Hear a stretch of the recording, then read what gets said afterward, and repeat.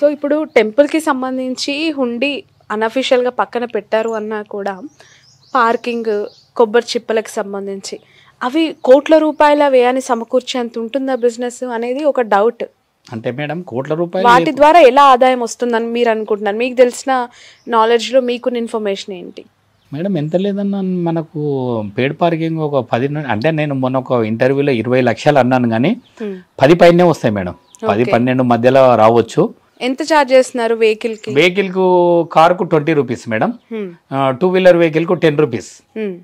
అట్లా మన దగ్గర ఎంత లేదన్నా ఒక 1000 వెహికల్స్ వస్తాయి మేడం ప్రతిరోజు. 1000 ఒక 600-700 మధ్యలో వస్తాయి మేడం. 600 హాలిడేస్లలో అయితే ఒక్కొక్కసారి 2 లక్షల మంది కూడా వస్తారు మేడం మన దగ్గరికి. సో ఇప్పుడు ఆర్టీసీ బస్సెస్ కూడా వస్తుంటాయి కదా, వాటి దగ్గర కూడా వీళ్ళు వసూలు చేస్తారు? లేదు, ఆర్టీసీ బస్సుల మీద ఏం చేయరు మేడం వీళ్ళు. Okay, only vehicles 2 wheeler 4 wheeler vehicles దగ్గరనే చేస్తుంటారు మేడం. ఇక కోకోనట్ ఉంటాయి కదా మేడం, అది నెలకు ఒక 5-6 లక్షల రూపాయలు అయితే కంపల్సరీ వస్తాయి అవి. ఓకే, ఏదున్నా ఇప్పుడు మేడం నేను ఏమంటున్నా, గుడి ముంగట గోశాల గుడి మెయింటెనెన్స్ అని డబ్బులు వసూలు చేసినప్పుడు మనం వాళ్ళ దగ్గర ఒక 500 తీసుకున్నా 200 తీసుకున్నా వాళ్ళకు రిసిప్ట్ అనేది మనం ఇవ్వాలి కదా మేడం. మనము రిసిప్ట్ లేదు, ఏం లేదు మేడం, వసూలు చేయడమే, వేరేది ఏం లేదు. ఇంకా వాళ్ళ ఇష్టం అది. లెక్కలు లేవు, ఏం లేవు దానికి. ఇంకా ఈడ 1000 మంది 1,00,000 మంది వస్తున్నారు చెప్పుకోవడమే తప్ప తాగనికి మంచినీళ్ళు లేవు మేడం. ఈడ ఎండ కొట్టినా వర్షం పడ్డా ఒక నీడ లేదు ఇక్కడ. నీ కూర్చుందామంటే కుర్చీలు లేవు. అక్కడ నీట్నెస్ కూడా అంటే బయట చెత్త చెదారం అది ఇది దుమ్ము అలాంటివి ఉంటుంటది. కొంత వర్క్ చేస్తుంటారు కానీ ఎంతైనా తక్కువనే మేడం. ఎండాకాలం కూర్చోనికి బస్ స్టాప్ సరిగ్గా లేదు. ఇంకోటి మేడం, చిన్న బస్ స్టాప్ మనము బట్టల షాప్లో పోతుంటే మెటల్ డిటెక్టివ్ పెట్టి చెక్ చేసి లోపలికి పంపిస్తారు కదా, మన దగ్గర అలాంటి ఏమి లేదు, భద్రత లేదు మేడం. టెంపుల్కు భద్రత అనేదే లేదు మన దగ్గర. లోపలికి పోతుంటే ఏదైనా పట్టుకొని సంకకేసుకొని లోపలికి వెళ్ళిపోతుంటారు. ఏమన్నా జరగరాని సంఘటన జరిగితే ఎవరు బాధ్యులు మేడం దానికి?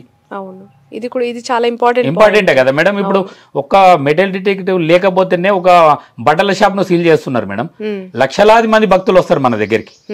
అది మన భద్రత విషయంలో వీళ్ళు ఇంత నిర్లక్ష్యం ఎందుకు ప్రదర్శిస్తారో పోలీస్ డిపార్ట్మెంట్ కూడా అర్థమైతలేదు మేడం. అది కథ. ఇప్పుడు ఎండోన్మెంట్ లో కేటగిరికల్ గా టెంపుల్స్ ని విభజిస్తారు కదా, చిలుకూరు బాలాజీ టెంపుల్ కి సంబంధించి సి కేటగిరీని ఎందుకు పెట్టాల్సి వచ్చింది? అసలు ఏబిసికి ఉన్న క్రైటీరియా ఏంటి మేడం? ఏబిసిగా అంటే మన 6A 6B 6C, మన దేవాలయం 6BC అని చెప్తున్నారు మేడం, కానీ మన 6A మేడం అన్నది. ఎందుకంటే 20 లక్షల నుండి పైన ఎంత ఆదాయం అన్నారా అని మేడం, దాన్ని 6A టెంపుల్ అంటారు. తిరుమల తిరుపతి యాదగిరిగుట్ట భద్రాచలం అంతా 6A మేడం. బి టెంపుల్ అంటే 2 నుండి 20 లక్షల సంవత్సర ఆదాయం ఉన్నది బి టెంపుల్ మేడం. దానికి కూడా ఒక కమిటీ ఉంటది, ఈవో గారు ఉంటారు, లెక్కలు కరెక్ట్. మనది 6C అంటే 1 రూపాయి నుండి 2 లక్షలు మేడం. అది 6C టెంపుల్ గ్రామానికి వదిలిపెట్టి ఒక కమిటీ వేసుకొని ఎండోమెంట్ వాళ్ళకు ప్రతి సంవత్సరం లెక్కలు చూపించాలి మేడం. అది కూడా కానీ ఇక్కడ గ్రామస్తులు లేరు, కమిటీ లేదు. సరే, సి టెంపుల్ అన్న ఒక కమిటీ అనేది ఉండాలి కదా మేడం. దీనికి సి టెంపుల్ అన్న గ్రామస్తులతో కలిసి ఒక కమిటీ ఏర్పాటు చేసుకోవాలి కదా. లేదు మేడం, కమిటీ లేదు, ఏం లేదు, అంతా ఆలయన్స్ నేనే అంతే వాళ్ళే. ఈ గుడికి సంబంధించి ఎన్విరాన్మెంట్ సి కేటగిరీలో ఉన్నా కూడా మెయింటెనెన్స్ కి సంబంధించి లేదంటే చెకింగ్ కి సంబంధించి సెక్యూరిటీకి సంబంధించి కొన్ని గవర్నమెంట్ కూడా చూడాల్సిన అవసరం ఉంటుంది. బట్ ఎందుకు ఇంత నిర్లక్ష్యంగా ఉంది చిలుకూరు టెంపుల్ పైన? అంటే హోల్ అండ్ సోల్ వీళ్ళు చూసేసుకుంటున్నారని అనుకుంటున్నారా? ఎవరిని వీళ్ళే ఇన్వాల్వ్ చేయకుండా అంత బాగుందని కవరింగ్ ఇస్తున్నారని మీరేమనుకుంటున్నారు? నేను ఏమనుకుంటున్నా మేడం, వాళ్ళు అడగొచ్చు, నాకు అంత ఐడియా లేదు కానీ డిపార్ట్మెంట్ వాళ్ళు సెక్యూరిటీ కల్పిస్తామని అడిగితే లేదు అంత బాగానే ఉంటది, ఎందుకని వీళ్ళు అన్నారో ఏమో అనిపిస్తుంది మేడం. ఎందుకంటే ఇంత నిర్లక్ష్యం బాగుండదు కదా మేడం. లక్షలాది మంది వచ్చే భక్తులకు భద్రత లేకపోతే ఎట్లా మేడం? లక్షలాది మంది వస్తుంటారు. ఎంత లేదన్నా ఇప్పుడు రోజు మినిమం 20 నుండి 30 వేల మంది హాలిడేస్లల్లా లేకపోతే వీకెండ్ హాలిడేస్లల్లా 60 నుండి 70 వేల మంది వస్తుంటారు. అట్లాంటిది ఇక్కడ సెక్యూరిటీ ప్రాబ్లం కూడా ఉన్నది మేడం. మంచినీళ్ళు అన్ని సదుపాయాలు ఏమి ఏర్పాటు లేదు.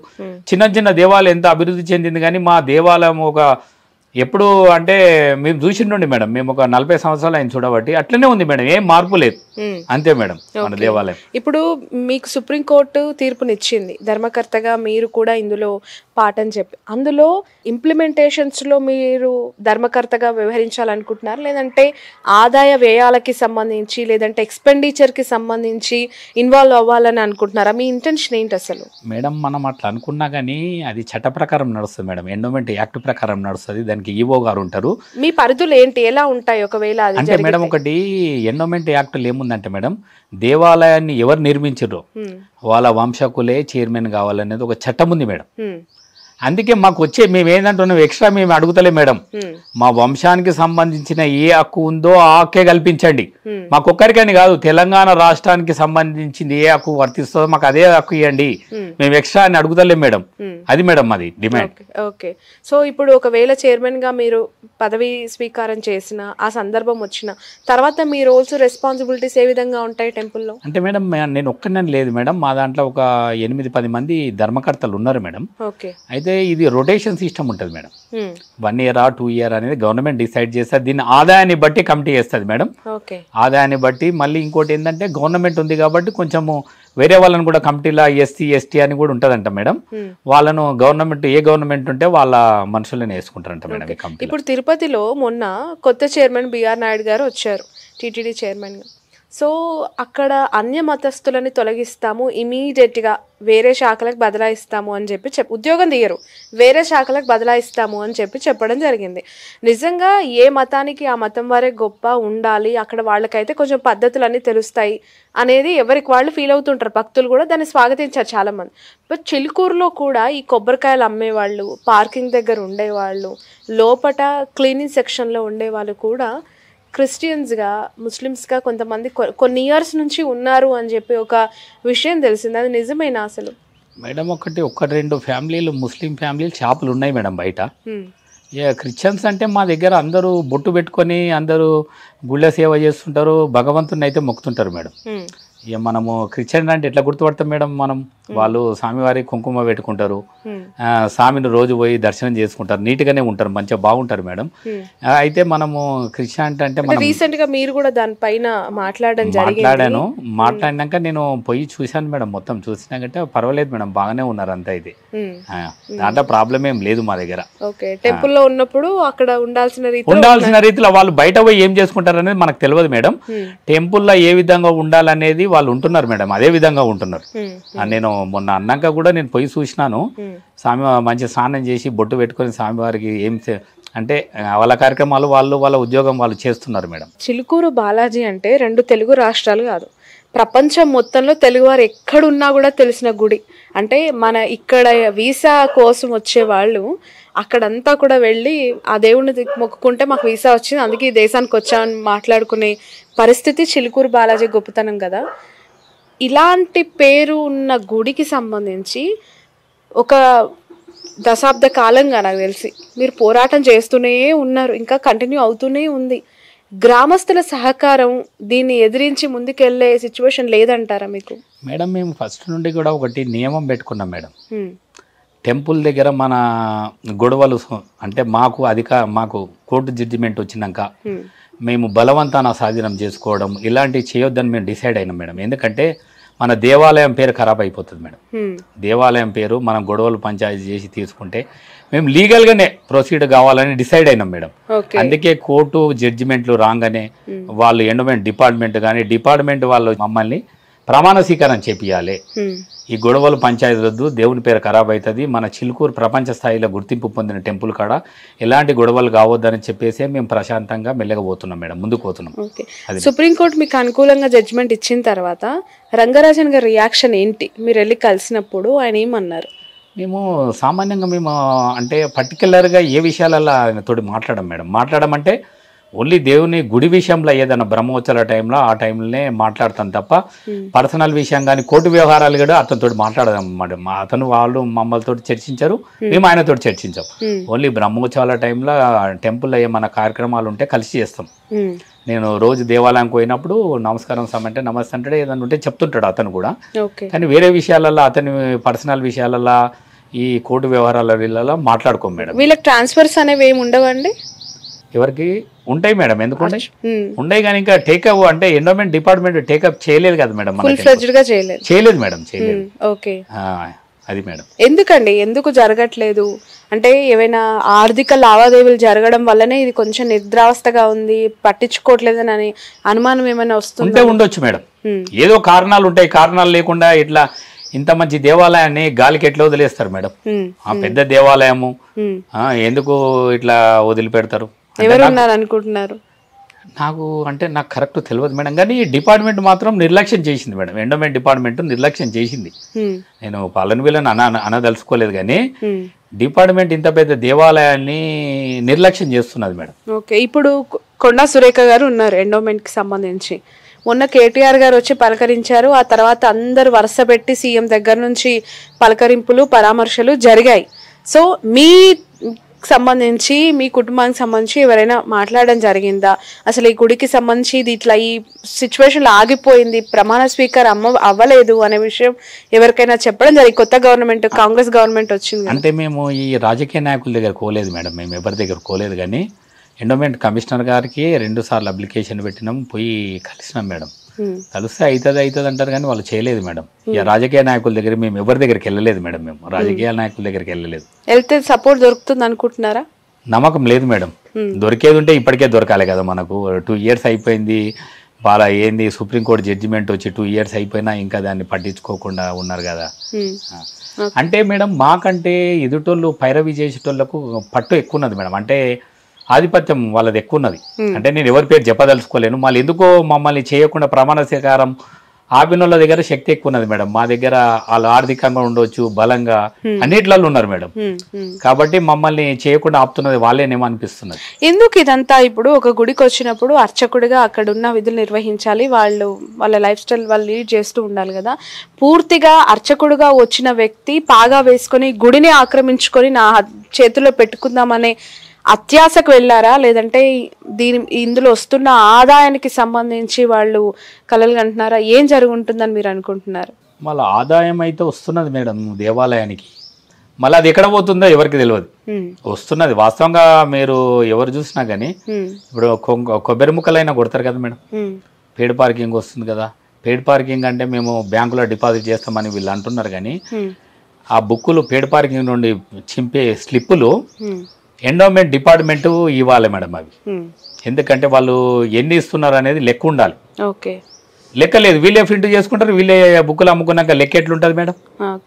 ఇప్పుడు బ్యాంకులో వేసే అమౌంట్ కి సంబంధించి ప్రతి నెల ఎంత డిపాజిట్ అవుతుంది అనేది మనం మీ దృష్టిలో ఉందా? లేదు మేడం, ఎందుకంటే నేను ఆర్టీహెచ్ యాక్ట్ కింద నేను పెట్టాను మేడం. ఎందుకంటే మన బాలాజీ టెంపుల్ కు ఆన్లైన్ ద్వారా ఎన్ని డబ్బులు జమ అయినాయి నాకు వివరాలు ఇవ్వమని అన్ని బ్యాంకులకు పెట్టాను మేడం. నేను పెడితే వాళ్ళు ఏమన్నారంటే మా ఈ నేషనలిస్ట్ బ్యాంకులు మేము ఇక్కడ మీకు ఇన్ఫర్మేషన్ ఇయ్యం, మీరు ఢిల్లీకి పోయి తీసుకోండి అని పెట్టారు మేడం. నేను అందుకే మనం అక్కడ వరకు ఎట్లా పోతామని నేను ఊరుకున్నా మేడం. మనకు బ్యాంకు వాళ్ళు కూడా మనకు ఇవ్వలేరు మేడం. ఢిల్లీకి వెళ్ళే ప్రయత్నం చేయలేదు మేడం, చేయలేదు. రైట్. సో వీసాల దేవుడు అంటుంటారు చిలుకూరు బాలాజీ స్వామిని. మీకు సంబంధించి మీ పూర్వీకులు చెప్పిన విషయాలు ఏంటి? అసలు ఎందుకు ఆ పేరు వచ్చింది, ఎప్పటి నుంచి వచ్చింది? అంటే మేడం ఒకటి మనకు వీసా గార్డ్ అంటారు, బస్సులో కూడా ఇప్పుడు పెడతలేరు, కానీ ముందు ఆర్టీసీ బస్సులకంతా వీసా స్పెషల్ అని బోర్డు పెట్టుకొని వస్తుండే మేడం. వీసా స్పెషల్ అని పెట్టుకొని వస్తుండే. స్వామివారికి ఏంటంటే మేడం మన కోరిక ఏదైనా ఉంటే ముందు 11 ప్రదర్శన చేయాలి, తర్వాత 108 ప్రదర్శన చేయాలి. అంటే మన కోరిక నెరవేరినాక మాక్సిమం రోజు 4 నుండి 5,000 మంది ఉంటారు మేడం. 4 అంటే మనకి ఎట్లా తెలుస్తుంది అంటే 108 స్లిప్లు ఉంటాయి మేడం, అవి సీరియల్ ప్రకారం ఉంటాయి. అట్లా 4 నుండి 5,000 మంది కోరికలు రోజు తీరుతున్నట్టు మేడం. అది 108 అంటే కోరిక నెరవేరిన వాళ్ళే తిరుగుతారు, లేకపోతే తిరగరు మేడం. అది మేడం దేవాలయం. సో రోజుకు 5,000 టోకెన్స్ తీసుకుంటారు. 4 నుండి 5,000 మంది తిరుగుతారు రోజు. ఓ మై గాడ్, చాలా పెద్ద సంఖ్యలో వస్తున్నారు. అవును మేడం, వస్తారు. సో వాళ్ళందరికి వీసాలు వచ్చి వాళ్ళ పర్పస్ వీసా అనేది కాదు మేడం, ఏ కోరిక అయినా. వీసా అంటే వీసాలో చాలా మంది వీసా వస్తుందని వస్తారు, అది కూడా ఒక కారణం ఉంది. కోరికలు నెరవేరిన వాళ్ళు కూడా చాలా మంది ఉన్నారు. అది మేడం. సో ఇక్కడికి వచ్చి 11 ప్రదక్షిణలు చేస్తే ఖచ్చితంగా, అంటే బయటికి దేశానికి వెళ్ళాలనుకునే వాళ్ళకైతే ఖచ్చితంగా ఖచ్చితంగా 100% మేడం. కోరికలు అయితే నెరవేరుతాయి మేడం మన టెంపుల్లో. ఓకే, మీ తాతగారు ఏం చెప్పేవాళ్ళు గుడికి సంబంధించి? అంటే మన ఫోర్ ఫాదర్స్ కదా మేడం, మేము చూడలేము మేడం, చూడలేదు. ఎందుకంటే 400 years బ్యాక్ అంటే మనకు తెలియదు కదా మేడం.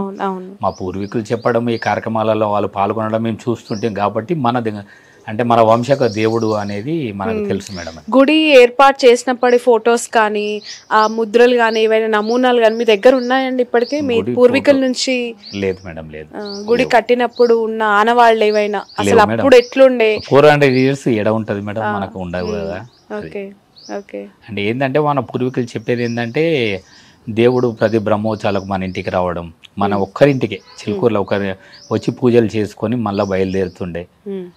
మళ్ళీ ఇంకోటి ఏంటంటే రథోత్సవం జరిగితే మనల్ని స్పెషల్గా మా ఫ్యామిలీని పిలిచి మీద సన్మానం చేయడం, మరి కళ్యాణోత్సవం జరిగితే మేము పట్టు వస్త్రాలు సమర్పించడం, ఈ కార్యక్రమాలు ఇప్పుడు కూడా ఆనవాయితీ జరుగుతాయి మేడం.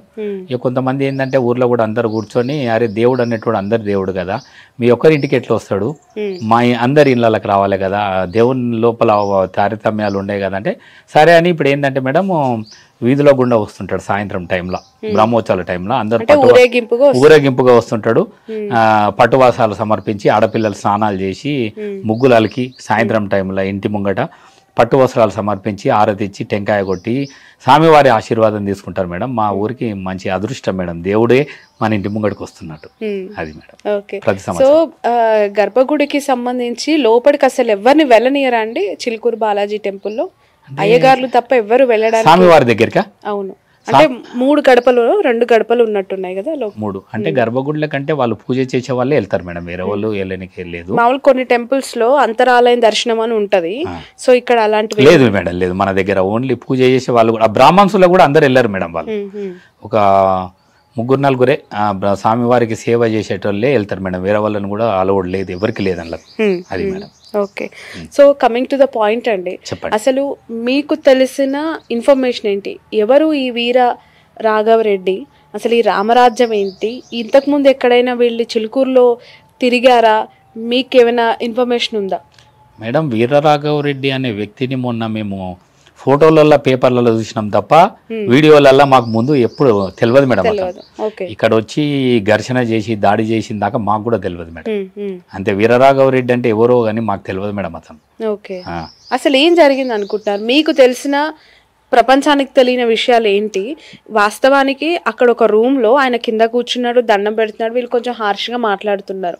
చెయ్యి చేసుకున్నారంటే చేసుకోలేదని చెప్పి కొంతమంది అంటున్నారు, లేదు కొట్టారు రంగరాజన్ అని మరికొంతమంది అంటున్నారు. మీకు అసలు ఏం తెలిసినాయి వాస్తవాలు? మేడం అది జరిగిన సంఘటన తర్వాత స్వామివారు చెప్పారు, తర్వాత అందరికి చెప్పిండు. నాకు కూడా తెలిసి నేను కూడా అడిగినాను మేడం, స్వామి మళ్ళీ మీరు కొట్టినప్పుడు మాకు చెప్పాలి కదా, మేము పక్కన ఉంటాం కదా, మేము వస్తుంటాం కదా అంటే అతను ఏమన్నాడంటే నేను ఏం చేయాలో నాకు అర్థం కాలేదు కానీ ఒకటి వీడియోలలో ఏముంది మేడం అంటే అతను వీరరాఘవరెడ్డి మీద కూర్చొని స్వామిని కింద కూర్చొని కాలకాడ కూర్చొని నేనేమంటున్నా మేడం, ఎవరైనా మనం దేవుని తర్వాత బ్రాహ్మణుని మనం పూజారిగా మనం గౌరవిస్తాం, అలాంటి తప్పులు ఎవరు చేసినా మేము ఖండిస్తాం మేడం. ఎందుకంటే ఇప్పుడు మేము 16 సంవత్సరాల నుండి 18 సంవత్సరాల నుండి మేము వాళ్ళు కోర్టులో ఫైట్ చేస్తాం మేడం, కోర్టులలో లీగల్గా ఫైట్ చేసుకుంటున్నాం తప్ప మేము ఎన్నడూ ఘర్షణ పడలేదు మేడం. కార్యక్రమాలు కలిసి చేస్తాం, బ్రహ్మోత్సవాలు కానీ వేరే కార్యక్రమాలు కానీ ఏదన్నా మాకు కూడా చెప్తుంటాడు అతను. మేము అందుబాటులో లేకున్నా కానీ ఫోన్ చేసి చెప్తుంటాడు, మల్లారెడ్డి గారు రండి కార్యక్రమం ఉంది అది ఉందని. మేము కలిసే చేస్తాం, ఎప్పుడు గొడవ కూడా పడలేదు మేము. కానీ అతను ఎక్కడికించో వచ్చి అతని స్వామిని కొట్టడము, అట్లా ఆయనను అంటే కింద కూర్చుని పెట్టి వీడి మీద కూర్చుకోవడము, షూ తోటి కాళ్ళకి చెప్పులు షూ పెట్టుకొని ఆయన దగ్గర నిలబడడం. మేము లోపలికి వెళ్తే కూడా చెప్పులున్నా షూ ఉన్నా బయట వదిలిపెట్టిపోతాం మేడం. ఒక దేవాలయానికి నువ్వు చెప్పులు వేసుకొని, ఎందుకంటే స్వామివారి ప్రసాదము కానీ ఇంకేదైనా నైవేద్యాలు వండే ప్రదేశం అది, అక్కడ మనం చెప్పులు వేసుకొని లోపలికి పోం మేడం. మా విలేజ్ వాళ్ళు ఎవరు పోరు అట్లా. మేము ఆయన స్వామివారు ఆడ కూర్చుంటే కూడా, పూజారి గారు ఆడ కూర్చుంటే కూడా కూర్చోంటే కూడా మేము ఆయన పక్కన కూర్చోం మేడం మేము. ఎందుకంటే వాళ్ళు పెద్దోళ్ళు కాబట్టి మనం వాళ్ళు అన్ని వేదాలు చదివిన వాళ్ళు, పూజారులు, దేవునికి సేవ చేసేటోళ్ళు, మనం గౌరవించాలి వాళ్ళని అనే పద్ధతితో మేము ఉంటాం. కానీ దాన్ని కింద కూర్చోబెట్టి మీరు చెప్పులు వేసుకొని షూ వేసుకొని అది పద్ధతి కాదు. మేము తీవ్రంగా దాన్ని ఖండిస్తున్నాం మేడం. అంటే కొట్టిందా లేదా అనేది నాకు కరెక్ట్ తెలియదు మేడం, నా వరకైతే తెలియదు. కానీ అతను కొట్టిండని చెప్తున్నాడు, స్వామివారు కొట్టిండని చెప్పొచ్చు. కొంచెం కన్ను గిట్ అయితే ఎర్రగా అయింది మేడం వాస్తవంగా. రంగరాజన్ గారిది కన్ను ఎర్రగా అయిపోయింది. కొంచెం ఇక్కడ కూడా ఈ భుజానికి కూడా దెబ్బలు తాకినట్టు అనిపిస్తుంది మేడం. ఏదో జరిగింది. ఏ పర్పస్ అంటే వీరరాఘవరెడ్డి పర్పస్ ఏంటి అసలు? ఎందుకు దేని మీద కన్నేసి వచ్చాడు? ఇక్కడ జరుగుతున్న లావాదేవీలు అంటే మీకు ఇప్పుడు తెలుసు, బట్ ఏం చేయలేరు. అట్లానే వీరరాఘవరెడ్డి కూడా కొంత అమౌంట్ షేర్ చేయమని వచ్చాడా, ఇందులో భాగస్వామ్యం కావాలని వచ్చాడా, అసలు ఏం జరుగుంటుంది? తెలియదు మేడం, ఆ విషయం మనకు తెలియదు. వాళ్ళు ఏం మాట్లాడుకున్నది అనేది మనకు తెలియదు మేడం. మన వీరరాఘవరెడ్డి గారిని వీడియోలో చూడడం తప్ప డైరెక్ట్ ఎప్పుడు చూడలేదు మేడం. ఇక్కడ గుడికి సంబంధించి చాలా మంది ఉంటారు, మీ గ్రామంలో ఉన్న చాలా మంది మీతో పెరిగిన వాళ్ళు ఉంటారు కదా, వాళ్ళు అంటూ ఉన్నది ఏంటి ఈ ఇష్యూకి సంబంధించి? ఇష్యూ కంటే ఎవరు చూడలే మేడం. అది జరిగిన సంఘటన ఒక రూమ్ లో మేడం. స్వామివారు ఆయన ఎక్కడ మన స్నానం చేయనికి వెళ్ళి వచ్చి పండుకుంటే లేట్ అయిందంట. ఆయన వచ్చి లేపిండి ఒక రూమ్ లా, పండుకునేది రూమ్ లోనే కదా మేడం. వీళ్ళందరూ ఆడికి వెళ్ళిర్రు. ఆ రూమ్ లోకి ఎవరు పోతాం మేడం? మాకేం పని లేకపోతే పోం కదా. ఎప్పుడన్నా ఇంపార్టెంట్ ఆయన కలవాలంటే పోతాం, కానీ మనకేం పని మేడం? అలా అలా ఏం జరిగింది అనేది మనకు కూడా తెలియదు. స్వామి కూడా ఏం చేసిండంటే మాకు 2 days అయినాక చెప్పిండు. ఆయన అప్పుడే చెప్పలేడు మాకు. ఎందుకు చెప్పలేకపోయారు తను? అంటే ఇంత సర్కిల్ ఉంది, ఆయన తెలియని అంటే ఆయన ఎందుకు ఈ పెద్దగా కావడం ఎందుకు? సరే ఇది జరిగిన సంఘటన ఈడికి మర్చిపోదామని అనుకున్నాడో ఏమో అనిపిస్తుంది మేడం నాకు. అంటే చిలుకూరు అంటేనే చాలా పేరు మోసిన కూడా, అందులో అర్చకుడు చిలుకూరు అంటే రంగరాజన్ గారు అన్నంత పేరు సంపాదించుకున్నాడు. ఆయన పైన జస్ట్ ఇట్లా ఒక చెయ్యి వేయడానికి ప్రయత్నించినా కూడా పెద్ద నేరంగా పరిగణించే సొసైటీ ఇప్పుడు మనది. నేను అడిగిన మేడం స్వామివారిని, స్వామి మళ్ళీ మిమ్మల్ని కొడితే మాకు ఒక మాట చెప్తే 100 మంది వచ్చేవాళ్ళం ఒక నిమిషంలో, మీరు ఎందుకు చెప్పలేరంటే నాకేం చేయాలో తోచలేదు నాకు. వాళ్ళని ఒక 25 మంది నన్ను రౌండ్ అప్ చేసిర్రు, అక్కడ జరిగి నాకు ఏం చేయాలో నాకు తోచక నేను చెప్పలేదని అన్నాడు. మీకేం చెప్పారు రంగరాజన్ గారు అడిగినప్పుడు? నాకు ఆ విషయాలు ఏం చెప్పలేదు మేడం. నాకు ఆ విషయాలు చెప్పలేదు. ఏం జరిగిందంటే దాడి గురించి దాని గురించి మాట్లాడుకున్నాం తప్ప దాడి చేసిరని చెప్పిండు. వాస్తవంగా ఆయన కన్ను ఎర్రగా అయిపోయింది, కొంచెం భుజానికి దెబ్బ తాకింది, వాస్తవమే అది. ఏ వేరే విషయాలు ఎందు గురించి అనేది చెప్పలేడు మేడం. మన ఎందు గురించి దాడి జరిగిందని ఆయనకే తెలుసు, మాకు తెలియదు మేడం. సో రంగరాజన్ గారికి సంబంధించి ఆయన చేసే కార్యక్రమాలు బాగా ఫోకస్ అవుతూ ఉంటాయి. చిలుకూరులో వచ్చినప్పుడు ఆయన గోవింద గోవింద నామాలు పలికించడం, 108 ప్రదక్షిణలు చేస్తున్న వాళ్ళంతా ఆయన వేదాలు వినుకుంటూ శ్లోకాలు వినుకుంటూ తిరిగితే కొంత అలసట ఉండదు అని ఫీల్ అవుతూ ఉంటారు. ఆయన ఉంటే బాగుండు కదా, అప్పుడు ప్రదక్షిణ చేస్తే టైం తొందరగా గడిచినట్టు ఉంటుంది అని ఫీల్ అవుతూ ఉంటారు.